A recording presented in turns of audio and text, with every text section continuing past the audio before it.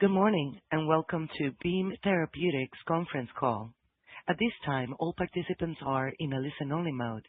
There will be a question-and-answer session at the end. Please be advised that this call is being recorded at Beam's request. I would now like to turn the call over to Holly Manning, Vice President of Investor Relations and External Communications. Please go ahead. Thank you, operator. Good morning, everyone, and welcome to Beam's conference call to review updates announced this morning in conjunction with our fourth quarter and year-end 2025 financial results. You can access slides for today's call by going to the investor section of our website, beamtx.com. With me on the call today with prepared remarks are John Evans, our Chief Executive Officer, Dr. Amy Simon, our Chief Medical Officer, Dr. Gopi Shankar, our Chief Scientific Officer, Sravan Emany, our Chief Financial Officer, and Dr. Kiran Musunuru from the University of Pennsylvania. Our President, Dr. Giuseppe Pino Ciaramella, will join for Q&A. Before we get started, I would like to remind everyone that some of the statements we make on this call will include forward-looking statements for the purposes of the Safe Harbor provisions under the Private Securities Litigation Reform Act of 1995. Actual events and results could differ materially from those expressed or implied by any forward-looking statements as a result of various risks, uncertainties, and other factors, including those set forth in the Risk Factors section of our most recent annual report on Form 10-K and any other filings that we may make with the SEC. In addition, any forward-looking statements represent our views only as of today and should not be relied upon as representing our views as of any subsequent date. Except as required by law, Beam specifically disclaims any obligation to update or revise any forward-looking statements, even if our views change. With that, I'll turn the call over to John. Thanks, Holly, and good morning, everyone. At Beam, our vision is straightforward but ambitious: to provide lifelong cures for patients suffering from serious diseases. We believe base editing has the potential to deliver on that vision through one-time, durable genetic medicines with predictable and reproducible outcomes. Today, we're excited to share several important updates that bring us closer to accomplishing this mission. First, leveraging our platform to bring forward a new and innovative development program to address a serious genetic disease, phenylketonuria, or PKU. And second, further solidifying our balance sheet to support the anticipated commercialization of a potentially transformative one-time base editing therapy for sickle cell disease. Beam was founded on a simple concept aimed at rewriting broken genes back to normal. Base editing is a next-generation form of CRISPR that allows us to make precise, single-base changes, resulting in predictable edits without the need to make double-stranded breaks in DNA. With consistent gene sequence outcomes conferring potentially lifelong benefit, base editing enables predictable, reproducible outcomes for patients. This scientific foundation underpins everything we do. Predictability is a theme you'll hear throughout today's discussion. We believe it is a powerful driver of progress, not just for patients, but across the broader healthcare ecosystem. Predictable outcomes can streamline R&D, reduce development risk, accelerate regulatory pathways, and ultimately improve confidence and deliver value for physicians, patients, and payers alike. Base editing is a highly modular and scalable technology. This means that the core elements of our therapies can be reused again and again. And once they are proven to work a first time, we expect to have a higher probability of technical success as we expand to other genes and other diseases over time. So the power of predictability is built into our business from the start. This is not a one-asset story. It is a repeatable, reproducible model. And as you'll see today, we are now applying that model across a growing pipeline. One of the clearest examples of this platform in action is our liver-targeted portfolio. We have built leading lipid nanoparticle, or LNP, capabilities to enable efficient in vivo delivery to the liver that can be leveraged for multiple programs, allowing us to move faster with each successive candidate. We're excited to share today that we're expanding this franchise with an innovative new development program for PKU called Beam 304. Beam 304 exemplifies how we can leverage base editing to directly correct not just one, but multiple disease-causing mutations over time. PKU represents an important strategic expansion of our portfolio and an ideal application of our platform. To start, we have the technology and expertise that positions us well to address this condition. PKU is often caused by a single point mutation in the phenylalanine hydroxylase, or PAH gene, exactly the type of error base editing is designed to correct. PAH is primarily expressed in hepatocytes, making it highly addressable through LNP delivery, which is an area where we have an industry-leading expertise. There also remains significant unmet need despite available therapies in a large population of approximately 20,000 individuals in the U.S. and many more around the world. As Gopi will describe in a moment, our initial focus will be on targeting the two most common mutations found in almost half of patients with PKU. In addition, taking advantage of novel and emerging regulatory pathways, we believe our innovative development approach gives us the potential to address mutations found in a majority of PKU patients over time. Blood phenylalanine, or Phe reduction, has been accepted as an endpoint for full approval in both the U.S. and Europe, providing an attractive opportunity for both early clinical proof of concept and an expedited path to market. Taken together, PKU is a compelling opportunity to demonstrate the scalability of our platform and to deliver potentially transformative therapeutic options to patients. With that overview, I'll now turn the call over to Amy to provide additional context on the clinical manifestations of PKU and current standard of care. Thank you, John. PKU is an inherited autosomal recessive metabolic disorder caused by mutations in the PAH gene, which results in the loss of PAH activity, failure to metabolize or break down phenylalanine, referred to as Phe, leading to elevated Phe levels in the blood, which can cause neurotoxicity.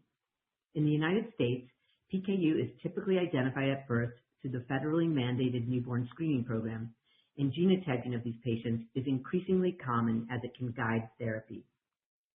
As shown in the large arrow, the severity of PKU depends on the amount of residual PAH enzyme function an individual has, which determines their pretreatment Phe levels that can range from 360 to 1200 micromolar, with classifications ranging from hyperphenylalanemia to mild, moderate, or classic or severe PKU.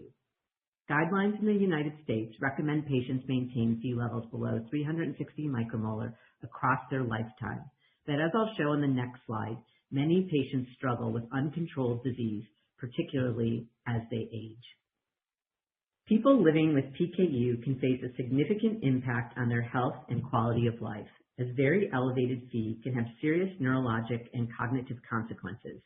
In children, very elevated Phe can result in impaired brain development, intellectual disability, and seizures, with some of these manifestations being irreversible. In adolescence and adulthood, where adherence decreases dramatically and many patients are lost to follow-up, increased Phe can also have detrimental health consequences, such as cognitive impairment, headaches, anxiety, and depression.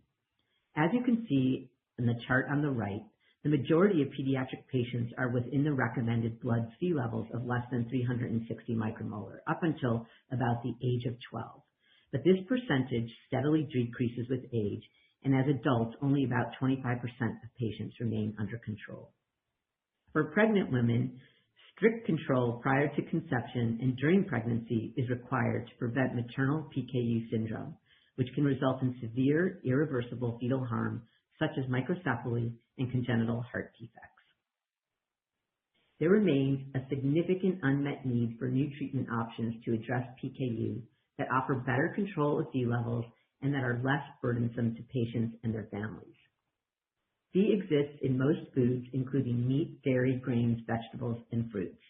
Thus, people living with PKU must follow a severely restricted diet, limiting protein intake from foods to only 5 to 10 grams per day, which, as you can see from the chart on the right, would mean 1 egg and a slice of bread. Instead, they require medical food without Phe, shown in the lower right-hand panel, to get their needed protein. Medical food is often poorly tolerated and very expensive. Patients with more mild disease and some residual PAH enzyme activity are able to take BH4, a cofactor used to stimulate the PAH enzyme to reduce their elevated Phe levels. However, people living with more moderate to severe disease would require enzyme replacement therapy to decrease their Phe to reach target. This type of therapy must be administered as a daily subcutaneous injection, and it often takes at least 1 to 2 years for patients to achieve target levels. Overall, this occurs in only about 60% of the patients. In addition, it requires frequent labs to adjust treatment based on diet and Phe levels, and the discontinuation rate is high due to immune reactions and hypersensitivity. While these treatments help manage the disease, they are not curative and impose significant burden on the patients, leading to diminished quality of life and compliance. To guide our development strategy in PKU, we have anchored our target product profile to established regulatory precedents, the literature, including the updated ACMG clinical guidelines for PKU diagnosis and management, and direct feedback from clinicians treating this disease. Importantly, the regulatory precedent in PKU is well established. Blood Phe reduction has been accepted as a surrogate endpoint for full approval in both the US and EU. Within this context, a successful gene therapy would be expected to achieve significant and sustained Phe reduction below 360 micromolar, be well tolerated, enable normalization of diet, enabling people to get off of medical foods, which really has the potential to meaningfully improve quality of life. Ideally, this therapy would be delivered as a one-time treatment. These elements define the target product profile we are pursuing with Beam 304. I will now hand the call over to Gopi to discuss our base editing approach and early preclinical data demonstrating what's possible with Beam 304. Thank you, Amy. As John said earlier, PKU is an ideal expansion of Beam's genetic medicines pipeline and application of our platform technology. I'm excited to share the incredible rapid progress that has led us to the cusp of clinical development today. In the United States, there are approximately 20,000 people living PKU. To date, we have already identified 2 development candidates within our Beam 304 program, targeting the 2 most prevalent PKU mutations, including R408W, which is the most prevalent. Together, these candidates have the potential to treat nearly half of PKU patients, and we have active research efforts to address additional pathogenic PKU mutations over time, covering a majority of all PKU patients. We plan to utilize an innovative development approach in which multiple mutation-specific base editors are developed within a single clinical program. With this approach, we believe that Beam has the potential to create a scalable path to get transformative therapies to the majority of patients with PKU as efficiently as possible. Beam 304 leverages our proprietary and clinically validated base editing technology together with our internally discovered and optimized LNP delivery system to precisely target hepatocytes in the liver and directly correct the disease-causing mutations. This technology is adaptable, utilizing a unique guide RNA for each mutation, while the rest of the components of the therapy can stay largely consistent. The advantages of LNPs as a delivery mechanism for liver genetic diseases are multiple. They can be dosed in an outpatient setting by an intravenous infusion. They are titratable and redosable if necessary, and benefit from a synthetic and highly scalable manufacturing process. Once optimized, LNPs provide a predictable and reproducible platform for both tolerability and dose projection. LNPs also offer a more manageable cost of goods. At Beam, we have built significant expertise in LNP optimization of both internally developed and externally sourced lipids, and have internal GMP capabilities to manufacture at scale in our North Carolina facility. The Beam 304 program builds on foundational work conducted in collaboration with Dr. Kiran Musunuru's lab at the University of Pennsylvania, which first established preclinical proof of concept for base editing in PKU. After adding our in-house capabilities in base editing and delivery, we have now advanced Beam 304 to IND-enabling activities in less than just 2 years. We are pleased to have Dr. Musunuru here with us today to discuss this work, as well as his pioneering work on the development of customized genetic medicines for rare diseases. This slide highlights the preclinical data supporting Beam 304, which demonstrate the potential of base editing to correct underlying PKU mutations and rapidly normalize plasma Phe levels. On the left, you see results from a mouse model carrying the R408W mutation, and on the right, data from a second prevalent mutation, which we refer to here as mutation B. Following a single dose of BEAM-304 at 0.3 milligrams per kilogram, we observed a rapid reduction in plasma Phe levels by day 7. In both models, plasma Phe levels were reduced below the therapeutic threshold, effectively normalizing levels in animals consuming an unrestricted standard protein-containing diet. These reductions were accompanied by robust on-target editing in the liver, consistent with correction of the underlying PAH mutation. Here, we show the dose-response relationship between on-target editing and plasma Phe reduction. As dose increases, editing in the liver rose in a predictable manner, with even relatively low levels of editing sufficient to drive Phe below the therapeutic threshold. We are eager to advance BEAM-304 into the clinic and have already completed productive pre-IND interactions with the FDA. Structured similarly to our BEAM-302 and BEAM-301 clinical programs, the planned phase 1/2 study will be an open-label, single ascending dose trial, initially in PKU patients with the R408W mutation. The study is designed to achieve early clinical proof of concept of plasma Phe reduction, establishing a potential path to market and laying the foundation for expansion of the program to additional mutations. Key endpoints will include safety, tolerability, and reduction of blood Phe concentration. We expect to file the IND for BEAM-304 in 2026, following completion of pre-IND activities. As we've laid out here today, our goal is to develop a one-time treatment for as many PKU patients as possible.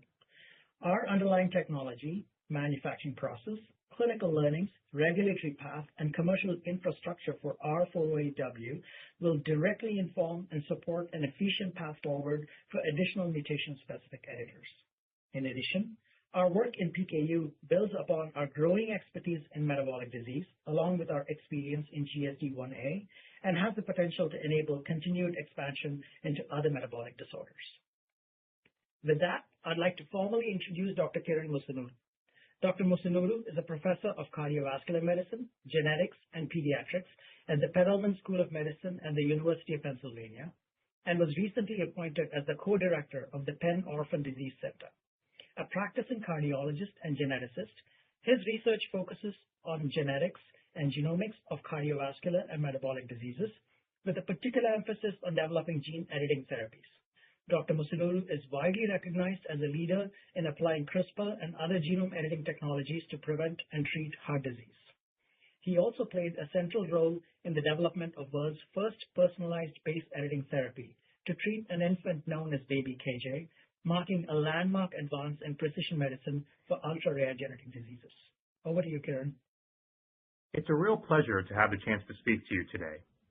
I've been working with my friend and colleague, Dr. Rebecca Ahrens-Nicklas at the Children's Hospital of Philadelphia, or CHOP, for several years now to develop personalized gene editing treatments for a variety of inborn errors of metabolism, including PKU. I should start by emphasizing the poor metabolic control achieved in patients with PKU under the current standard of care, even at an academic medical center where patients are receiving specialized care from a team of metabolic physicians. We looked at data from patients with PKU treated at CHOP, specifically all individuals with at least one copy of the PAH R408W variant, which is the most frequent variant causing classic PKU, that is, severe PKU. We found that the majority of patients had at least a single Phe measurement above the recommended safety zone indicated here by the dotted line, 360 micromoles per liter. About 30% of patients had lifetime average Phe levels above the recommended maximum Phe level. There's clearly enormous unmet medical need here. There are more than 1,000 PAH variants cataloged in patients with PKU worldwide, and many are potentially amenable to adenine-based editing, meaning that, like the R408W variant, they could, in principle, be corrected by A to G edits, either on the sense strand or the antisense strand. Rather than focus on the top few most frequent PKU variants, Dr. Ahrens-Nicklas and I chose to initially focus on a lower frequency variant, the PAH P281L variant. Early on in our work, using a humanized mouse model with PKU caused by the P281L variant, we found that treatment with an LNP test article with an mRNA encoding an adenine base editor and a guide RNA specific to the variant caused the elevated Phe levels in these mice to be entirely normalized by 48 hours after treatment. This got us excited about the prospect of addressing not only the P281L variant, but a broad range of disease-causing variants in the PKU population. Since then, Dr. Ahrens-Nicklas and I have found promising adenine base editing solutions for other variants, which together comprise a majority of PKU patients. It's not hard to envision using the same LNP formulation, slightly different versions of mRNAs to cover a family of closely related adenine base editors, and individualized guide RNAs, effectively variations on the same drug product, to treat all these patients. That said, Dr. Ahrens-Nicklas and I are very committed to the idea that no patient should be left behind. Our goal is to be able to rapidly develop and validate a corrective editing therapeutic for any PAH variant in any patient with PKU. Solving a small number of variants isn't enough. What about the 1,000 plus other variants that have been cataloged? And that actually understates the problem. Here's a figure from the most comprehensive study of PKU variants worldwide, published in 2020. Plenty of data from some parts of the world, like Europe, and then whole stretches of the globe from which there are little data. For example, the entire African continent and large parts of Asia. This highlights that you can't make gene editing therapies for patients if you have no idea what genes and variants are causing their diseases. As gene sequencing becomes more broadly accessible, we can be sure that many more PAH variants will be identified. It won't be feasible to design gene editing therapies for these patients beforehand. For many of these patients, we'll need to be able to make these therapies in real time. The problem is even more acute in another set of diseases on which Dr. Ahrens-Nicklas and I have been working, the urea cycle disorders. Variants in the genes encoding any of the 6 liver enzymes and the transporter shown here, which together comprise the biochemical pathway that converts the toxic ammonia that results from the breakdown of dietary protein into non-toxic urea, can cause very high blood ammonia levels shortly after birth, which in turn cause irreversible injury to the brain, coma, and death. In principle, all 7 of these urea cycle disorders could be addressed by doing corrective editing in the liver, just like PKU. But these are ultra-rare diseases, and most of the patient's variants are N of 1 or N of few, and so the treatments would need to be highly personalized and in most cases made rapidly in real time once a patient has been diagnosed. It goes without saying that the current regulatory framework was never intended to handle this type of personalized therapy, and that regulatory innovation is needed. Dr. Ahrens-Nicklas and I have been extensively engaging with the FDA over the past couple of years, having interact and pre-IND meetings about gene editing therapies for patients with PKU or any of the 7 urea cycle disorders, as well as a single patient expanded access IND for an infant with a urea cycle disorder, through which we were able to make a personalized adenine base editing therapy for the patient in just 6 months.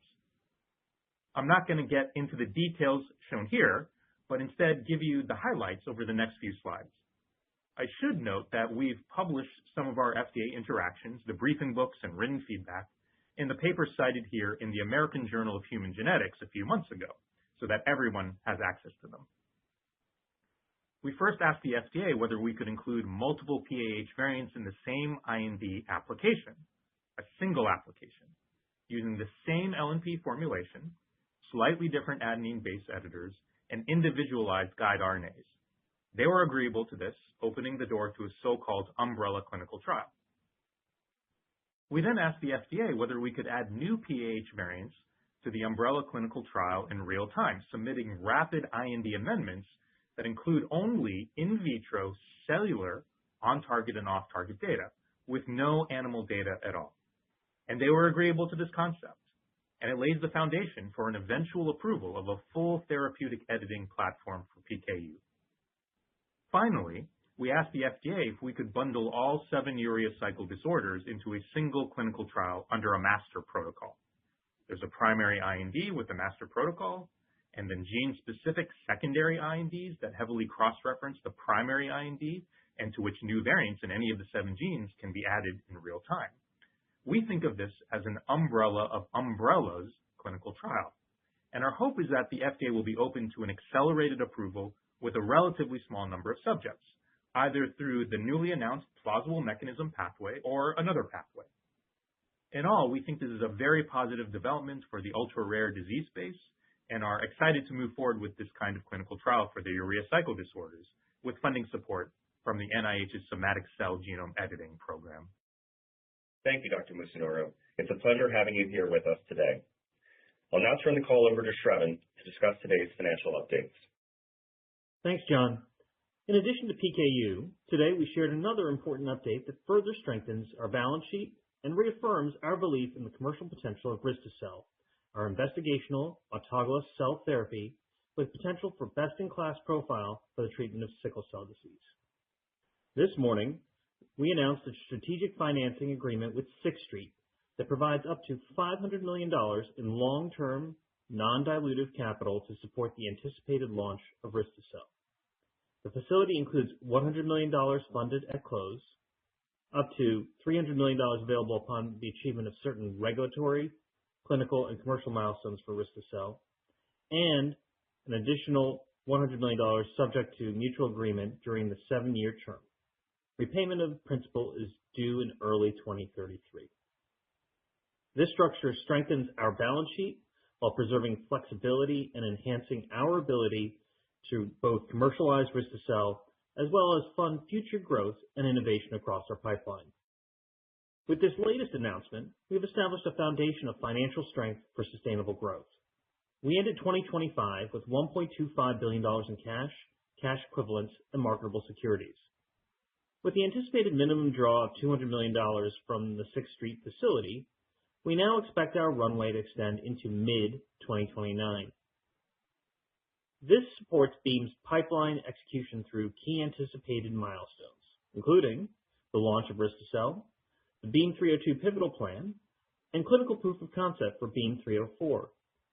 We remain focused on being efficient with our investments, including building focused commercial capabilities ahead of the anticipated Risto-cel launch, and positioning Beam 302 for a potentially accelerated path to market.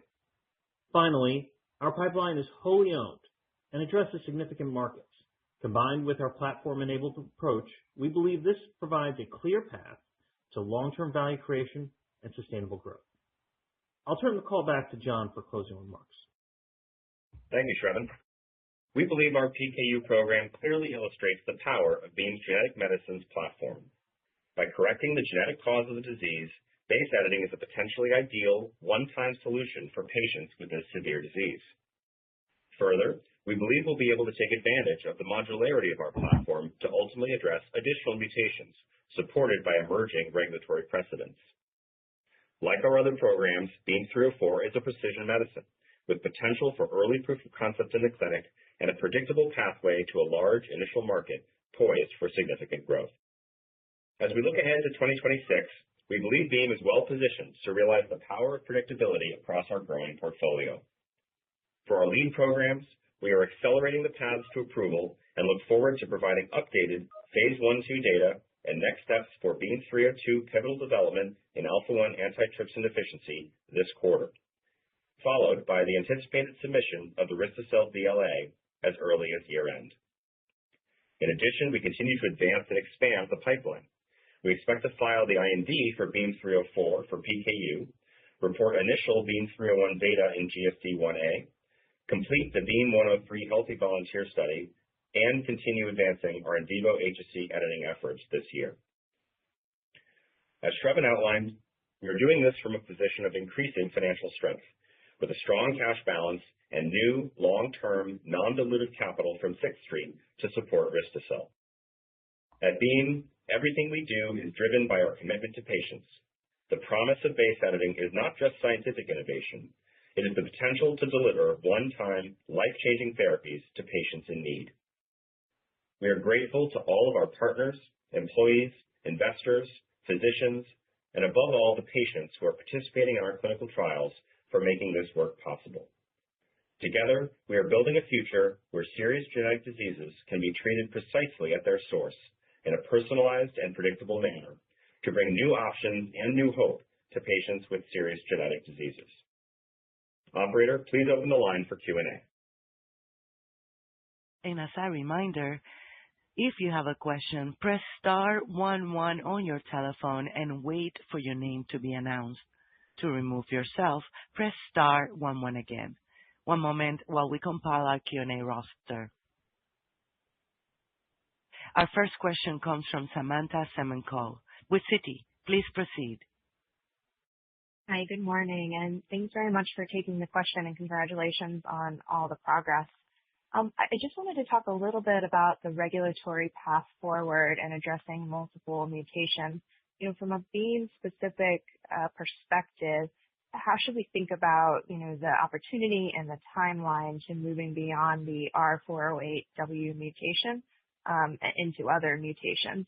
And then just with the strategic financing for Risto-cel, does this allow you to reallocate more of your existing capital to additional liver-targeted indications? And how should we think about the rollout of those additional programs? Thanks very much. Yeah, thanks, Samantha, and great questions. So maybe to start, I'll ask Gopi and then Amy to talk a little bit about how we see additional mutations rolling in over time, first in research and then in the clinic. And then we'll come back and have Shrevin talk a little bit about what this allows us to do financially. Gopi? Thanks, John. Thanks, Samantha, for the question. On the additional mutations, our research efforts are already underway for other mutations beyond the first two mutations that I described.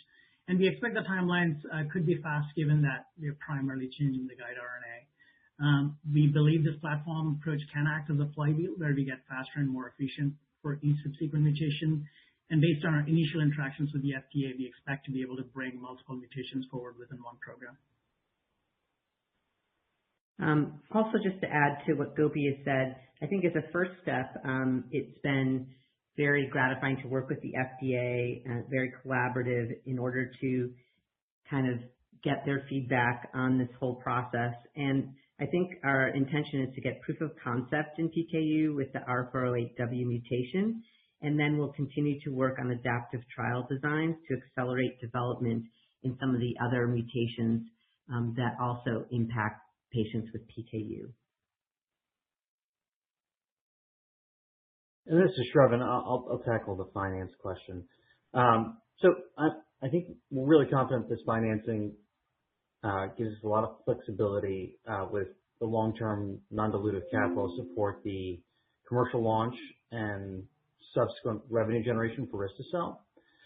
And I think you kind of hit the point, which is it also enhances our ability to redirect our capital to the growth of our pipeline. For a novel platform and technology like ours, it takes a lot of fixed investment to get to this point. But we really feel like the subsequent programs that are on top of our platform are exciting, and we look forward at some point in the future when they're ready to be shared to share them.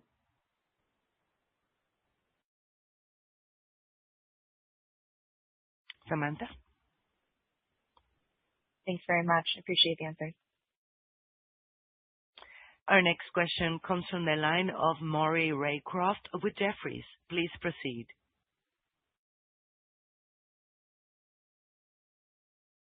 Line is open. Sir, I'm going to move to the next question.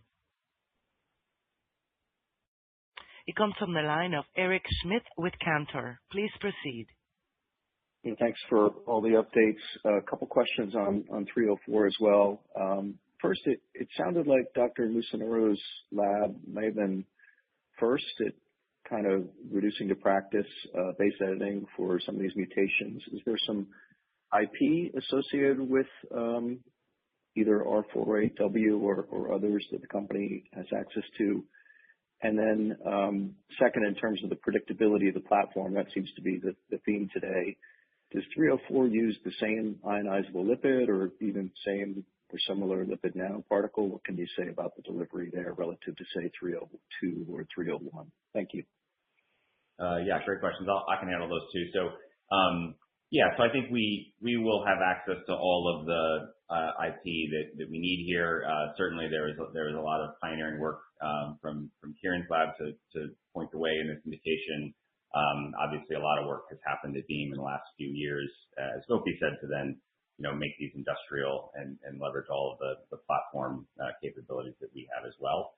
In terms of the LNP, so it's broadly the same kinds of LNP approaches that we use with 302, 301. We do have our own ionizable lipids at this point as a company, which we expect to use, but the way we make them, the formulation, the approach, as well as internal manufacturing, will all be leveraging the work that we've done for 302 and 301 as well. One moment for our next question. It comes from Yahan Zhu with Wells Fargo. Please proceed. Great. Thanks for taking our questions and for the update. A couple questions. Wanted to take advantage of the presence of not only the company but also Dr. Musunuru on the line. Yesterday, FDA provided a draft guidance for individualized therapy. One thing that's not quite clear is how rare does a disease have to be to qualify for this new framework. Wondering, within the PKU range of mutations, are there any that are some or a lot of the mutations would have fall under this new framework? And if I may, two quick technical questions. For the 304 product name, are there going to be two different guide RNAs targeting the two different mutations, or the same guide RNA? And if you can also talk about in your preclinical work the presence of bystander editing, that would be great. Thank you. Great. Thank you, Yanan. So I think that, you're touching on some of the more innovative aspects of what we're doing here, which is quite exciting. So maybe I'll ask Dr. Musunuru first to say a bit about yesterday and the plausible mechanism pathway, and then Gopi, maybe you can cover the multiple guides and the bystander editing. Yeah, thanks, John. So my perspective on the plausible mechanism that was announced yesterday is that it's primarily talking about potential approvals of platforms. And so you have to make a distinction there that it's about ultra-rare diseases, at least that's what is explicitly stated in the guidance, for which it is not feasible to do standard randomized clinical trials.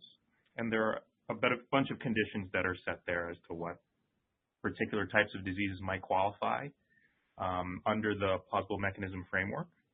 But it's ultimately geared towards either accelerated or potentially full approvals. In this case, because we're talking about gene editing therapies, we're talking about biological license applications.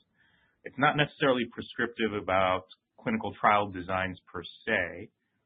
And so what I should say with respect to PKU is that there's some ambiguity there. So if you're talking about urea cycle disorders, which I mentioned during the presentation, those are very clearly ultra-rare diseases. You're talking about perhaps a few dozen patients at most who are born in any given year who might be amenable to this type of gene editing approach.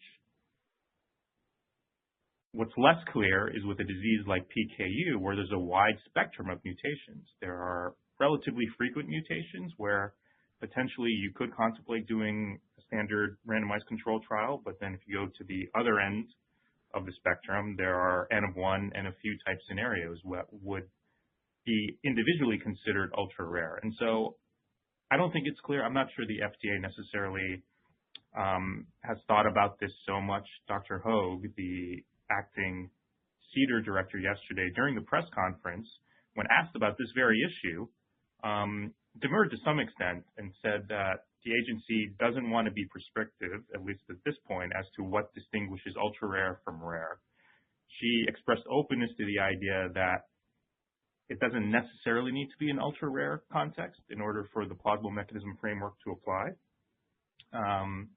But she didn't give much specificity, and I would point out again that this is a draft guidance, not the actual final guidance, and so there will be 60 days in which members of the biomedical community can give feedback, and I expect this will be one of the issues where they will receive a lot of feedback, and so we'll have to see what the final guidance says. The other last point I would make is that as I mentioned during my presentation, my academic group has been having interactions with the FDA about clinical trial designs. I outlined some of them. Those predate the announcement of the plausible mechanism framework, both what happened yesterday as well as the original New England Journal of Medicine article published by Drs. Materi and Prasad back in November.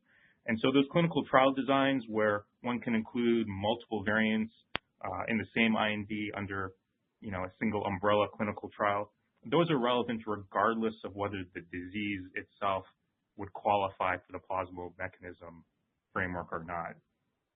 The clinical trial designs will stand on their own. It's very clear that the FDA is open to those types of designs. Whether there are going to be accelerated approvals under the framework that was announced yesterday, less clear. I think that would entail discussions with the agency on a case-by-case basis. Thank you for all the color.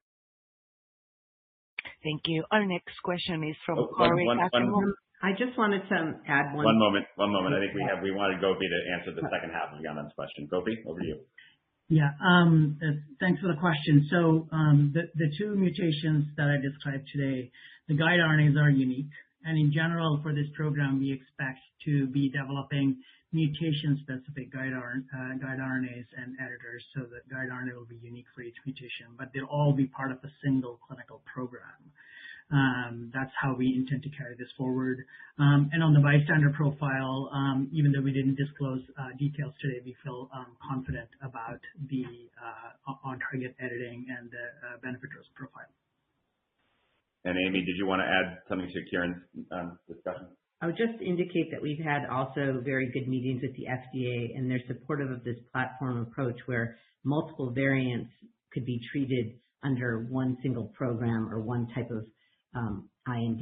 So I think that it is something that, although it's not necessarily the same as a plausible mechanism, they're clearly showing interest in adaptive designs to enable basically acceleration to patients. Thank you so much. Our next question comes from Cory Kasimov with Evercore ISI. Please proceed. Hi, this is Addy on for Cory. I wanted to ask a question on sickle cell given the new financing. The recent increase in uptake of approved ex vivo therapies, can you help frame your current view of peak penetration or sales for ex vivo modality?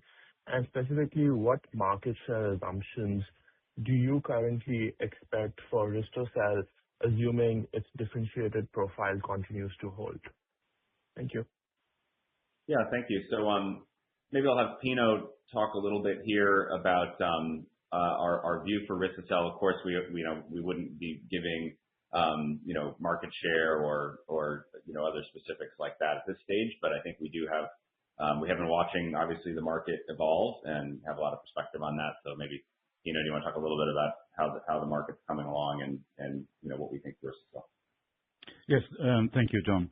Yeah, I guess what we've seen about the market is consistent with some of our sort of intelligence gathering that we've been doing over the last year or so, and that is that clearly there is a significant demand for a program such as the risto-cel that we're developing, and that's as you can see, there are basically patients waiting in order to do that.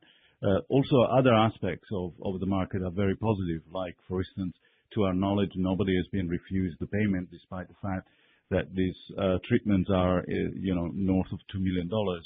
What has been a situation so far has been the somewhat limited ability to support the demand that exists on the basis of the manufacturing process that the current programs seem to have.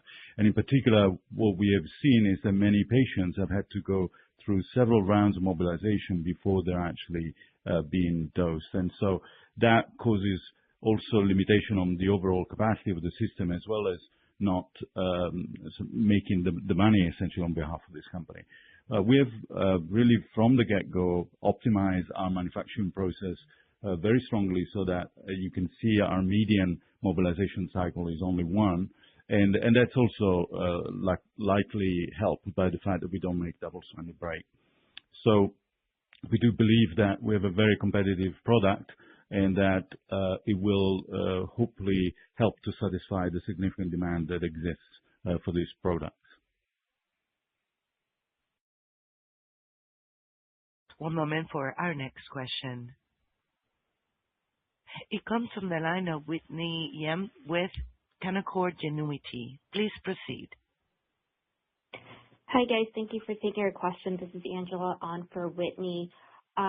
Maybe jumping over to the AATD, can you just help us set expectations into the upcoming readout?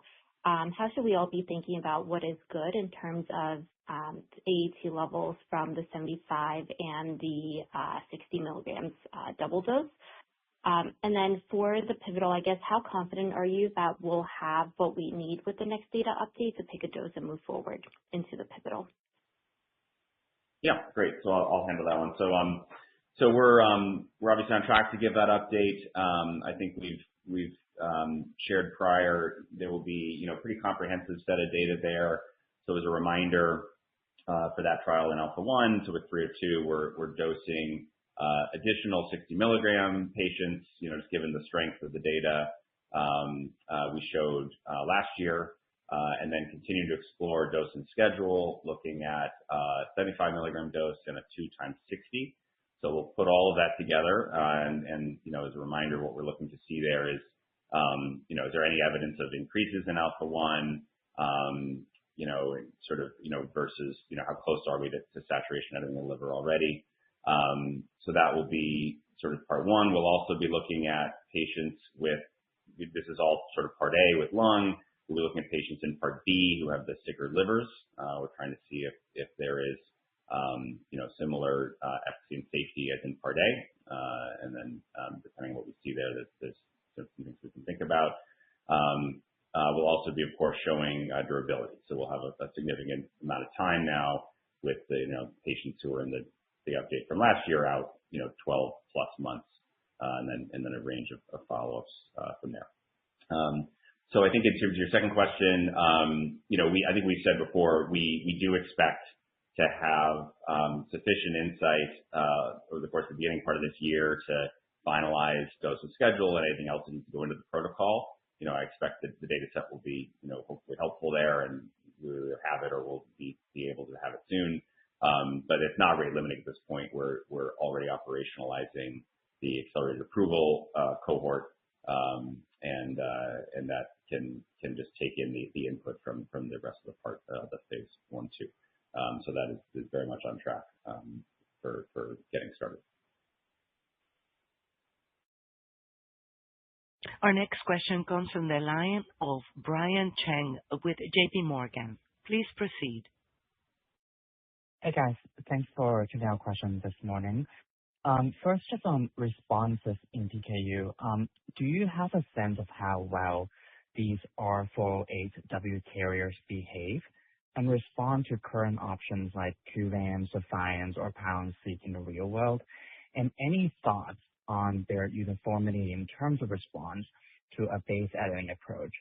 And then second, just on the phase 1/2 design, can you talk about the age range you're thinking of recruiting here, and how quickly can you get to the newborn at the time of their diagnosis? Thank you.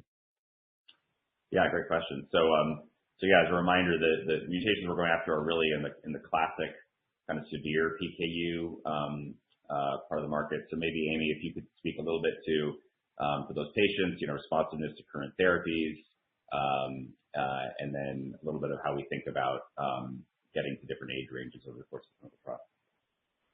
Sure. Thanks, John.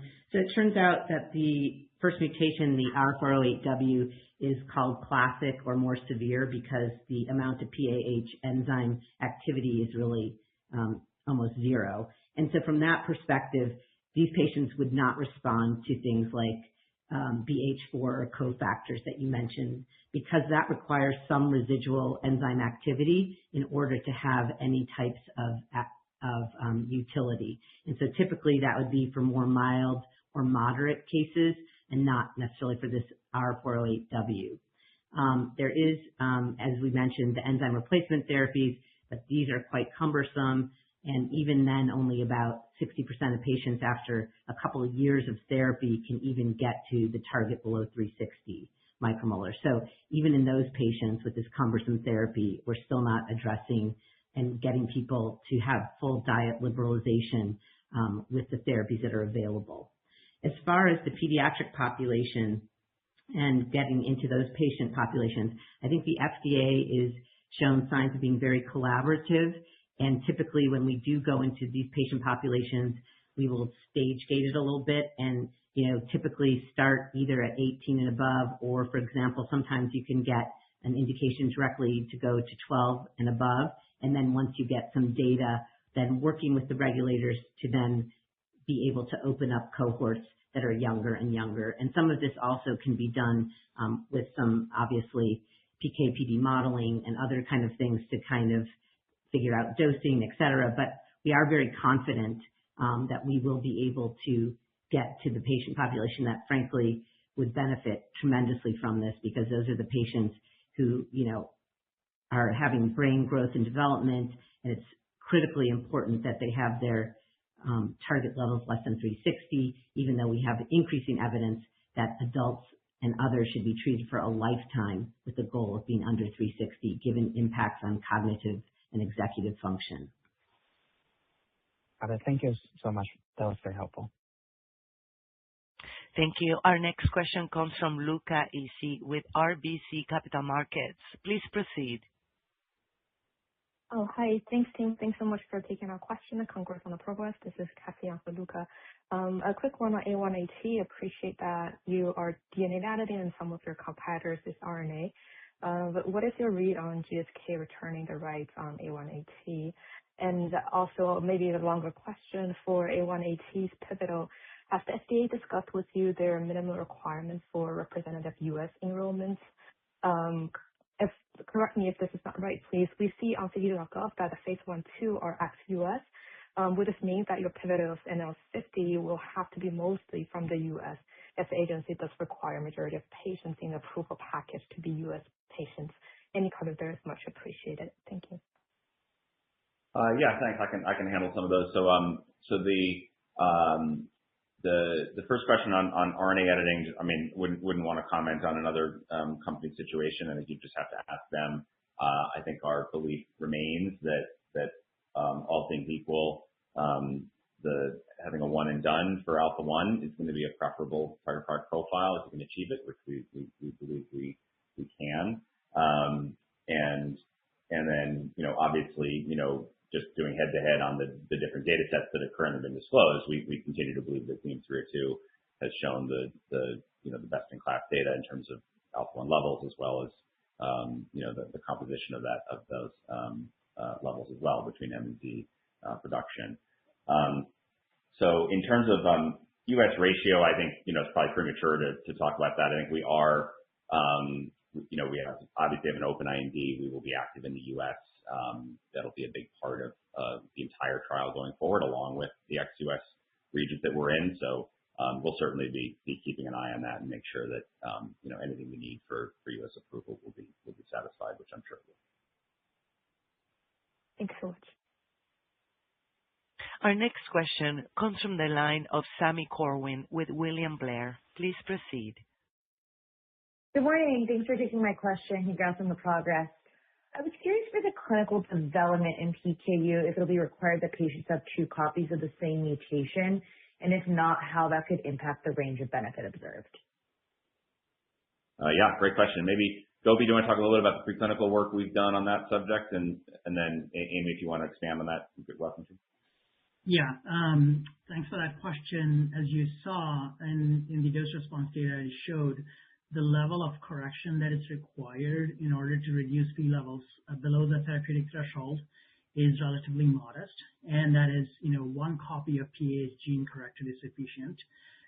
A large number of patients are compound heterozygous, so they'll have 2 different mutations on each of their alleles, and it's sufficient to correct one of them. And to model such patients, we've actually used compound heterozygous mice, meaning mice that have two different mutations, but we were only correcting one of the mutations and then demonstrated that that was sufficient in order to reduce the Phe levels to below the therapeutic threshold.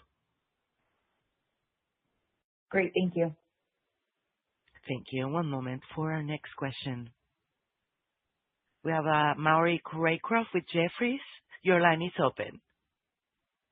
Hi, good morning. Thanks for taking my question, and congrats on this update.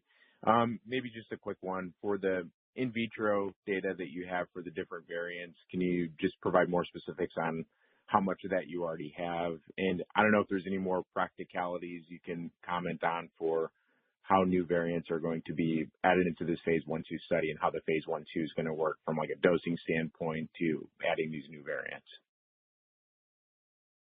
Yeah, I mean, maybe I'll just give the high level answer, which is, we are, quite far at this point through all the preclinical preparations.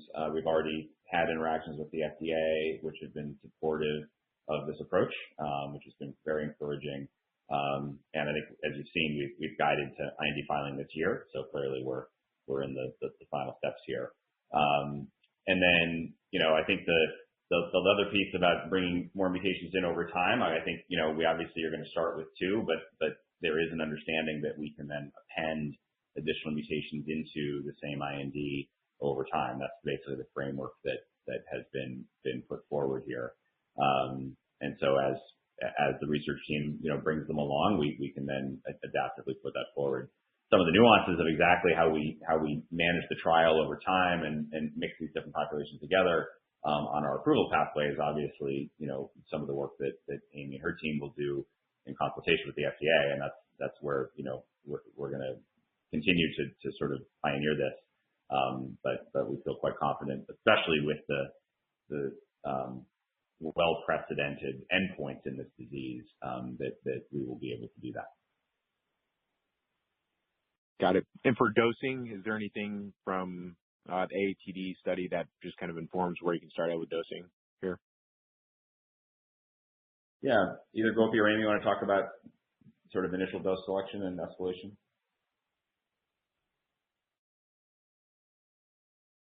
Yeah, I mean, I think, again, it depends a lot on what we see in our non-clinical, and we do PK/PD modeling, and obviously it's unique for each kind of LNP and drug product that you make. And so I think we're just going to base it on kind of those analyses like we have in the past for 302 and 301. I think you can expect it to be standard, would be what I would say. And maybe I can just add that, as you saw in the preclinical work, we were able to bring Phe levels down to below the therapeutic threshold at relatively low doses of LNP. So we expect to be able to do the dose finding relatively efficiently. Got it. Okay, thanks for taking my questions. Thank you. Our next question comes from William Pickering with Bernstein. Please proceed. Hi, thank you for taking my questions. First is, could you explain why a lower editing rate seems to be needed here compared to, say, sickle or AATD, and any risk that translating to humans? And then on OpEx, could you just ballpark how much incremental OpEx you'll be taking on over the next couple of years to advance the PKU program, and how does that scale with the number of unique mutations you take into the clinic? Thank you. Yeah, good question. Maybe Gopi, why don't you start with the first question, just about the low threshold for efficacy here, and then Shrevin, you want to talk about how PKU appears in our cash planning and runway guidance. Sure. So PKU is caused by what's called recessive loss of function mutations, which means both copies of PAH need to be non-functional in order to have PKU. And it's often not required in diseases such as this caused by recessive loss of function mutations to have full restoration of the enzyme activity in order to reduce the phenylalanine levels. And as you saw from the mouse data, it's sufficient to only get modest levels of the enzyme activity restored in the liver for the enzyme to then reduce the phenylalanine levels and to be active. And you see this in other diseases in addition to PKU as well. And then on the question about runway and operating expenses, I would say that first, and I think this is the most important thing, PKU is already baked into the operating runway guidance we provided at the start of the year and updated today.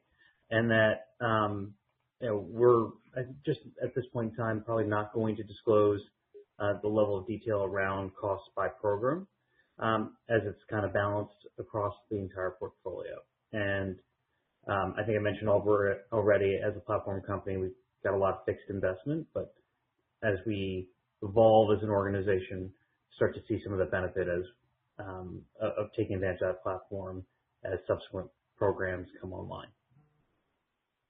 Yeah, and if I could even just underline that last point, I think it's just true generically as the platform gets built that an entirely new program is easier and faster and more efficient and more likely to succeed, when we do it at the second time or the third time than the first time.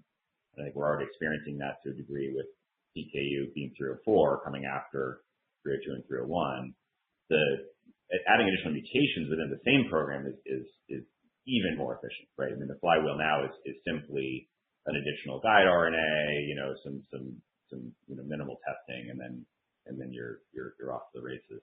So we do think these are continuing to drive down the kind of incremental cost of the additional editor as we continue to mature the platform.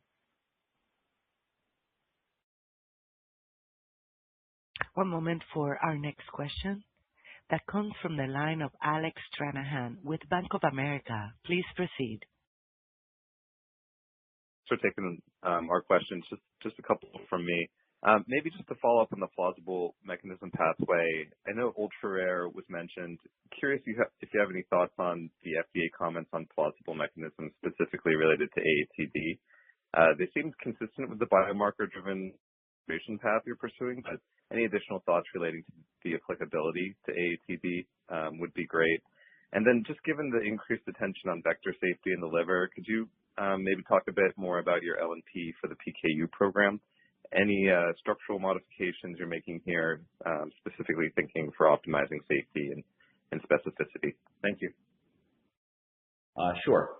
So maybe on the first point, so I think as Kieran already mentioned, I think the plausible mechanism pathway is sort of one way that the FDA anticipates getting these sorts of programs to approval, but it's not, of course, the only way once you're in this sort of platform world.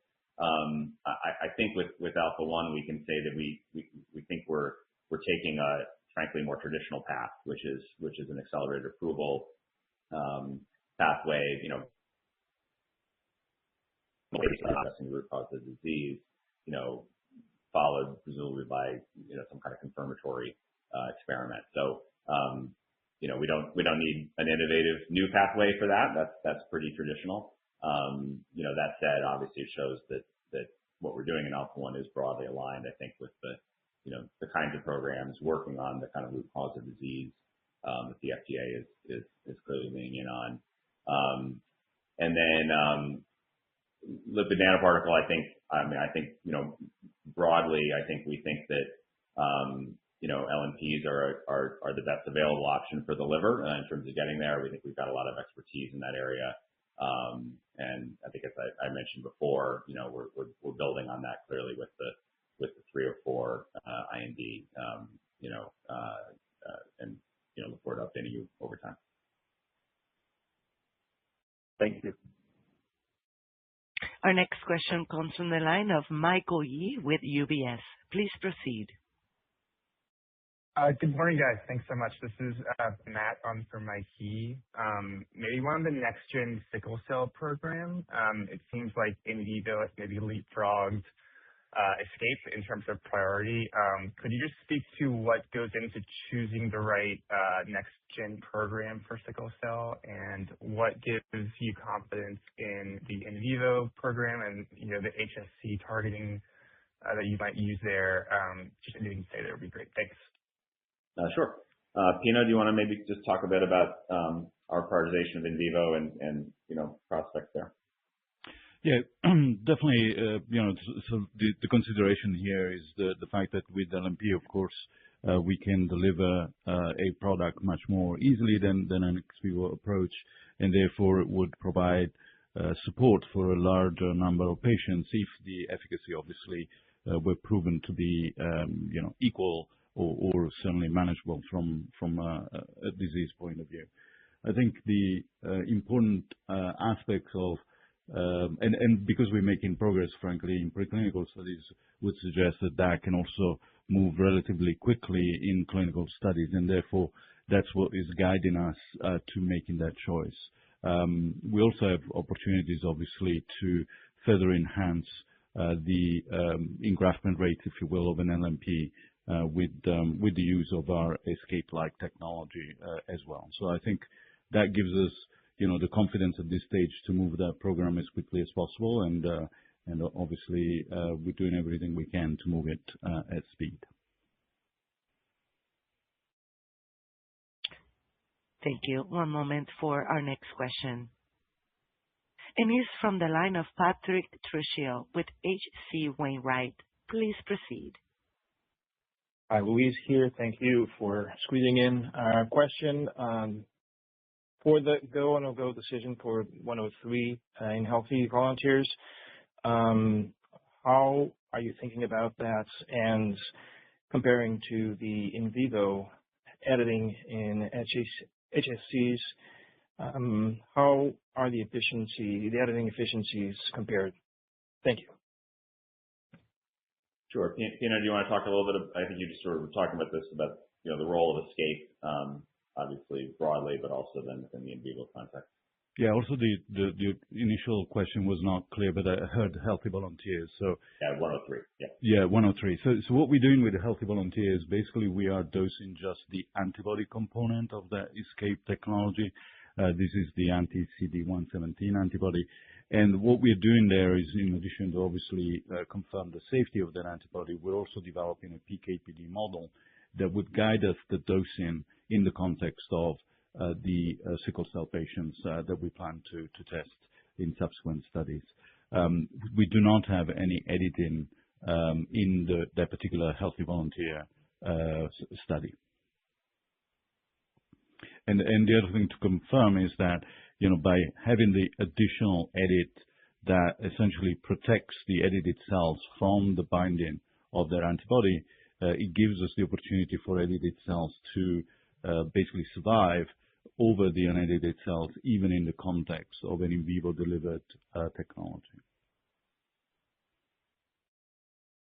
And the efficiencies compared to the in vivo program? The efficiency, do you mean, of editing in combination of the two? Yeah, it's very high, so it's comparable. Great. Thank you so much, and congratulations. Thank you. Thank you, ladies and gentlemen. This will conclude our Q&A session for today. I will pass it back to John Evans for final comments. Thank you all. It's obviously, a lot of exciting updates. We continue to be really pleased with our momentum here across the board and very excited about what's ahead. I also want to thank Dr. Musunuru for joining us and for all of his pioneering work, along with his colleagues and Dr. Ahrens-Nicklas for really opening the door to some of these new approaches. I look forward to continuing the partnership. So thank you all for your time. This concludes our conference. Thank you for participating, and you may now disconnect.